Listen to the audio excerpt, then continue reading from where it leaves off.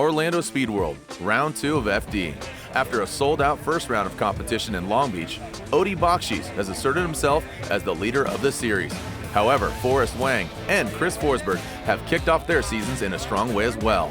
Now the series moves due south to Orlando to battle the course that tends to lead to some of the best battles of the year. Let's find out who will reign supreme in the Sunshine State, only on Formula Drift Insider.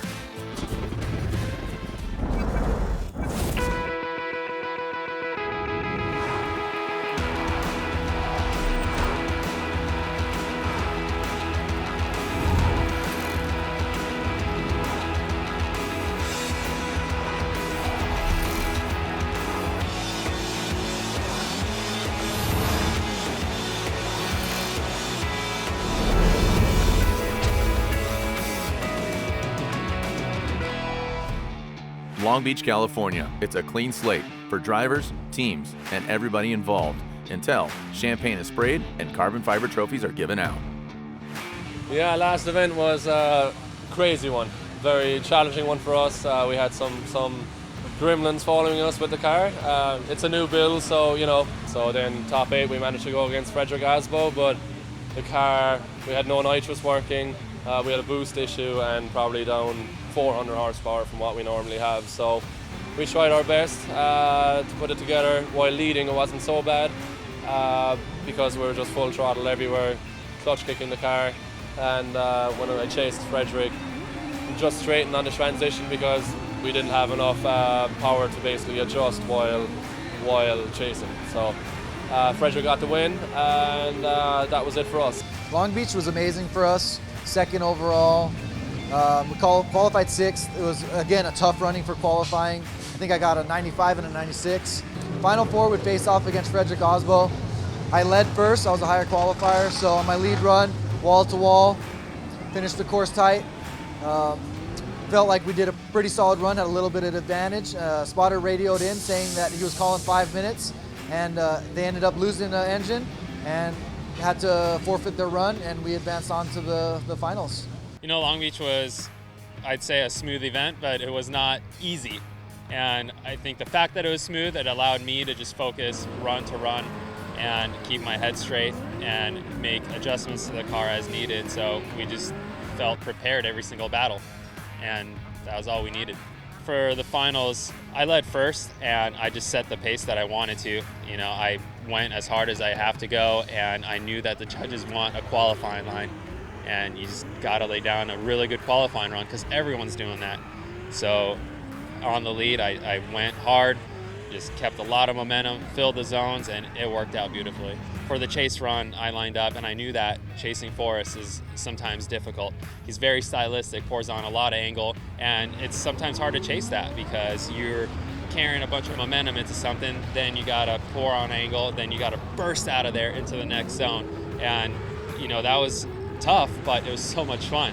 Once you're on the door and you're just hanging with that, it's exhilarating. It's fun because it's a challenge and you're just getting through the track step by step. So to be 100% honest, I had a ton of fun chasing Forrest and going through the finish. I just kind of like, this is a great event. This is happening. I didn't know who won or lost at that point. I don't have the chatter from my spotter. We're done with the event. The spotter is just telling me to be patient. Let's look at the scores. Obviously, it's the final battle. We don't get the scores right away. We get pulled off, and in front of everyone, they tease you into it. So it was a little bit nerve-wracking, but either way, I knew that I just had a ton of fun, and I'm in the finals. It's never a bad day when you're already there. Odie gets the win here in Long Beach. The question is Odie the best driver to not win a championship? And is 2019 his year? That's a wrap in Long Beach. Let's head to Orlando. Formula Drift Insider on CBS Sports Network is sponsored by Black Magic. Own your shine. By Gum Out. Science in, performance out. And by Air Force. Aim high. Round 2, Orlando Speed World. There's still a lot of season left. It's hot, it's humid, and the fans come out in droves. Either drivers are trying to stack more points or trying to get back on track. Here in Orlando, where there's 2 turns. I mean, let's face it, this track is not very technical, but the way that they're judging makes you have to find every little thing, right? It's no longer just be on the wall and run the line and hit the clips. It's be on the wall, basically flick in and stand on the throttle and not make any movements, no adjustments at all. You get into turn one, the rest of it will happen off of your skill that you've been working on forever. It's just getting into turn one that's tough. And then in the chase, depending on who I'm following, it'll be like, you know, following someone I drive with all the time, really comfortable with, adrenaline will get up, I'll start jamming and having a good time out there. Following somebody that maybe is not looking so good that day, maybe I'll give them some room and kind of play a little bit more cautious and slow everything down a little bit. I feel pretty good today, you know. The car, we made a few little changes to it. I'm, you know, pumped to try out the car. If it doesn't work with the changes that we made, we had a very good car going into qualifying. We pulled off 2 97-point runs. We're feeling pretty confident. It's always hot here, always humid. You know, you never know when it's going to rain or when it's going to be blazing hot here. And always a hard time trying to make our engines last here. So it really is a grueling track where you're on the throttle for so long. We've been fighting for 2 days now, trying to figure out why we keep blowing motors. We blew one in Long Beach, we blew one in practice here in Orlando. We spent all night last night going to the dyno, and now shit's good. The heat obviously is getting to us. Just doing our best to take our time. Car's driving great, got good grip, great drivability. Feels 100% out front. Starting to do some tandem laps, seeing how we stack up, and you know, we're finding our ground, making a couple changes. Yeah, last year was a tough one here. We qualified second and finished second, but in the finals, our power steering pump failed, which sent us straight into the wall. So that was a nasty crash, but these things happen. If something does happen, it happens, and that's a part of the game. And I think we're all prepared to take the good with the bad. In any sport, preparation is key, but there's some elements you can't control. The weather. It's hot, really hot, as all drivers get fired up to find the perfect run to, of course, impress the fans, but inevitably impress the judges to advance on to the final podium spot. We'll find out who gets the win here, but it begins in practice. Vaughn Gittin Jr., a former champ, goes way too hard in the wall. The professional fun haver bites off more than he can chew. With Ryan Littoral in tow, he adds insult to injury. And with Vaughn Gittin Jr. being the second battle in head-to-head, it's all hands on deck to get the car to the line. It happens. It does. This is drifting. I mean, I saw you get in the wall, and then I hauled ass. What do you think my second hit? Was there a second hit? It says to the front right. What's his name? Literal hit, or whoever was in front of me, hit my wheel with the rear of his car. With the car being towed to the pits, now it's thrash time. The team needs to work double time in order to get this car to the line and ready to do battle. This car has definitely seen better days, but these are the unsung heroes, the team behind the driver. Even the RTR teammate of Vaughn Gittin Jr., Chelsea Denofa, gets his hands on the vehicle. Now, competition timeout is called. A 5-minute allotment is allowed for each driver, one and only one competition timeout per event. Vaughn Gittin Jr. and his team miraculously get the car back together. They're not running to front fenders, hood, or front bumper, but they're ready to do battle with Dean Carnage Carney from Ireland.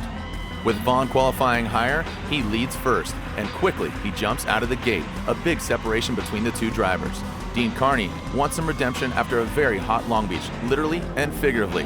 His battles against his fellow countrymen of James Dean, his car overheated, and he lost inevitably to James Dean. And right now, Vaughn Gittin Jr. in tow sticks it to the door of that Oracle Lighting Achilles tire Dodge Viper. While Dean's run was good, Vaughn Gittin Jr.'s was just a little bit better. Yeah, boy. Yo, great job, guys. Holy, you guys are amazing.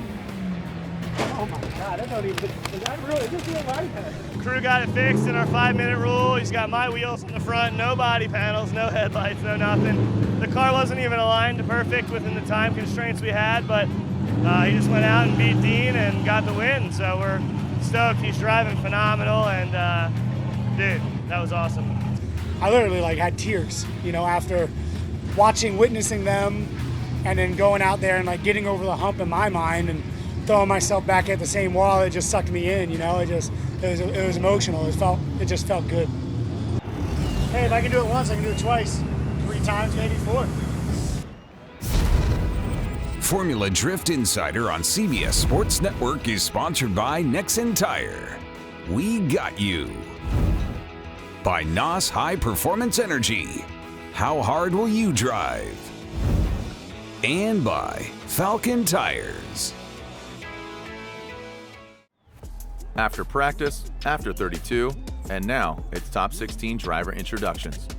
Chris Forsberg, Ryan Turk, Forrest Wang, Alex Hilbrun, Odi Bakshis, Dai Yoshihara, Justin Pollock, Michael Essa, Matt Field, Pat Gooden, Peter Visick, and James Dean. Chelsea Denofa, #1 qualifier Frederick Osbo, is going against Vaughn Gittin Jr. This is a repeat of how we ended the 2018 season. The championship was in Frederick Osbo's hands if he got the win, but Vaughn Gittin Jr. played spoiler, handing the championship to James Dean. And now here in Orlando with the car back together, he's ready to advance on. I feel a bit empty, you know. We're fighting with the car all Thursday. The crew did a fantastic job getting it running again, figuring out the electronical issues we had. Came out here, qualified #1s. We had great lead runs all weekend, but in chase, I've been struggling across the infield. That was the #1 issue. Second issue is we're just not fast enough. And I think the issues we had in practice didn't give us enough time to try out the different setups that would have helped today. Top 16 against Pat Gooden went well. On the first run, I would lead.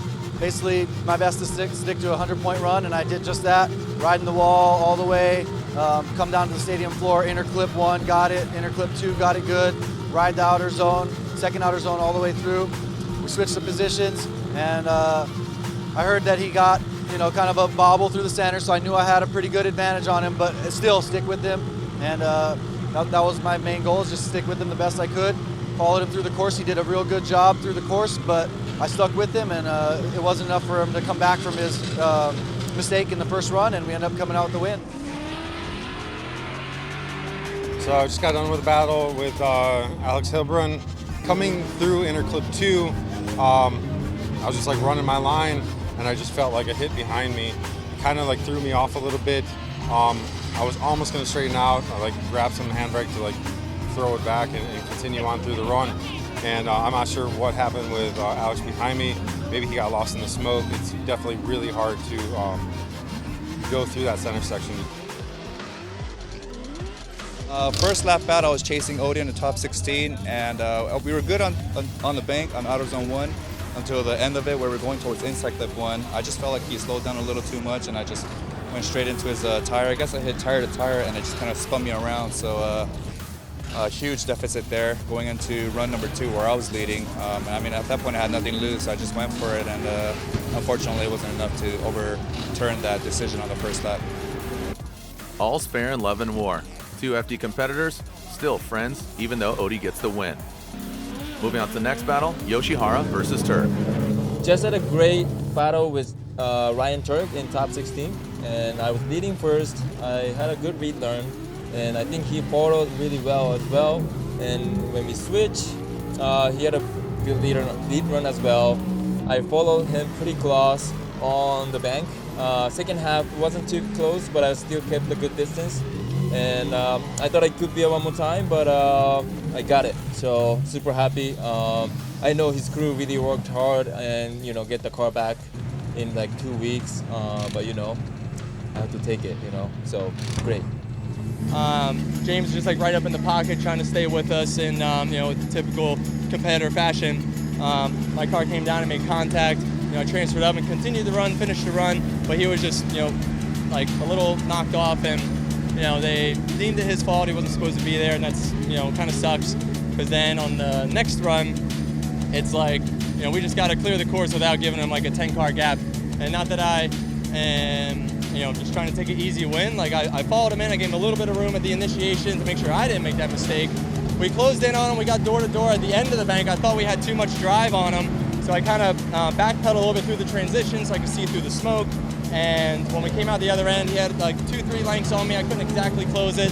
We still got the win, but I'd rather be pushing through the finish line. This one is definitely 100% on me, but it's just a challenging weekend. So, I was trying to do my lead run. I was trying to follow the correct line, and suddenly I felt on the bumpy section when we do a transition that something is not right, and then I knew that he was too close on the transition. So we check the car, make sure that everything is okay, go back on the track, I was chasing him after, and at the time when we initiate, I noticed that his initiation is a bit late, and the next thing he was riding the wall with the side of his car. So, not the way you want to get the win, but Peter Visick moves on as Essa takes himself out.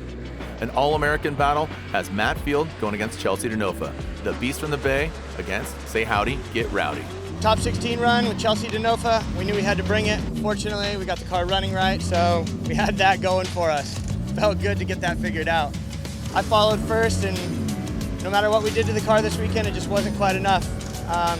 The team did their best, and I kind of put the car in all the right places, and I think they just had a little bit more. Now there's 2 RTR Mustangs in the Grade 8. Kicking things off, it's wreckers or checkers for Vaughn Gittin Jr. He's seen the wreckers, now he wants to see the checkers. He has to do battle against the very smooth driving of Forrest Wang. Regardless of how smooth Forrest is, Vaughn Gittin Jr.'s aggressive driving allows him to advance on to the Final 4. I can't blame anyone but myself. I slept on the line, and he left me for dead, basically, so I sacrificed a ton of height on the bank to try to catch up with him, and it pretty much blew me out. And he did a good job following, so he was awarded the win. But I've learned from this, and won't be sleeping on the line anymore. Teal and blue all over the track. Justin Pollock and his Ford Mustang goes against our current points leader, Odi Bakshis, who got the win in Long Beach. That wheel. I don't care. You hit it so hard. Yeah, Lion. Damn you and your good driving. I just beat myself up for not getting on his door right away. And I made up for it, I think, the rest of the run, and I just had fun just trying to put it in his door. And just driving with some aggression, man, it's fun. A little under the weather, but getting in the car, visor down, makes me feel a lot better. We just finished up with Dai Yoshihara in the Grade 8, and I had to chase first, which is not the ideal stitch.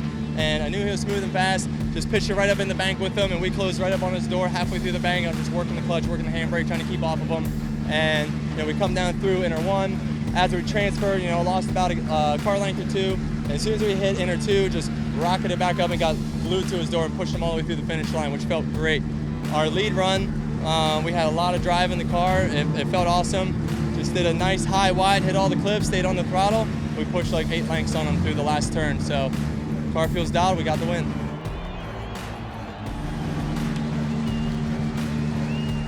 I mean, it took 2 tries, but we definitely got it the second time. The first time, I definitely could see the one more time. I was at like a level 8 of aggressiveness out of 10. I just was trying to get through and make sure we had a good, clean run without smashing into him or hitting him. But when they call the one more time out, I'm ready to party. So I made sure I buried it in his door, especially going around the last turn and just putting the best run together that I could. And then my lead run felt super solid. It was everything it needed to be. And just overall, I mean, I'm ready to go all the way to the podium here.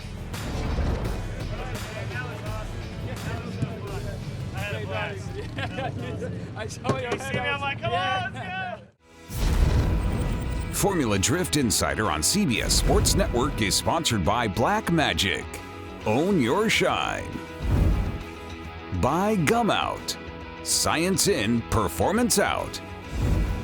By Nitto Tire. Fueled by enthusiasts. And by Achilles Radio. Tires you can trust. The first battle of the Final 4. Next stop for one of these drivers, the finals. Odi Bakshis leads this battle as well as the points championship.